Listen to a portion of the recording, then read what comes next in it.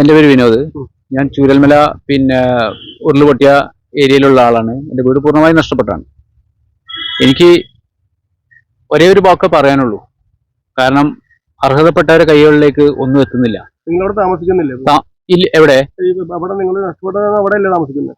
ഇല്ല, ഇപ്പൊ ഞങ്ങളൊക്കെ പിന്നെ നാലാ ദിക്കിലാണ്. നിങ്ങളൊന്ന് പിന്നെ ചിന്തിക്കണം. ഞങ്ങള് ഉരുളുപൊട്ടിയതിന്റെ ശേഷം ആരും ഈ വീട് പൂർണ്ണമായും നഷ്ടപ്പെട്ടവര് ആരും ചൂരൽമലയും മുണ്ടക്കയും അട്ടമല ഭാഗത്ത് താമസിക്കുന്നില്ല. എല്ലാവരും നാലാ ദിക്കിലാണ്. വയനാട് ജില്ലേന്റെയും നാലാ ദിക്കിലാണ് താമസിക്കുന്നത്.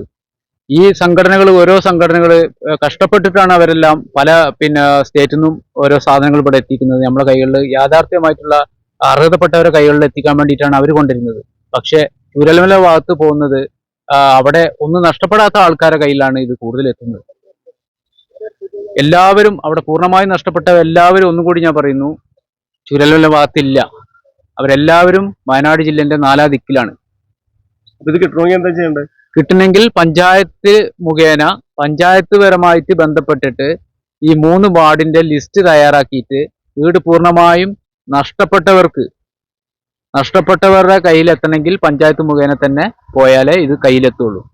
അല്ലാതെ ഇവിടുത്തെ ഓരോ വ്യക്തികളുടെയും ഫോണിലൂടെ വിളിച്ചിട്ട് നിങ്ങളൊരു 100 ആളെ 200 ആളെ ലിസ്റ്റ് ഇട്ട് കൊണ്ടാന്ന് പറഞ്ഞാൽ അത് അവരെ കുടുംബക്കാരനെയാണ് കൂടുതൽ വരിക. അതിൽ അവർക്ക് വേണ്ടപ്പെട്ട ആൾക്കാർ മാത്രമേ വരുന്നുള്ളൂ. ഇതാണ് പറയാനുള്ളത്. ഇതാണ് എനിക്ക് പറയാനുള്ളത്.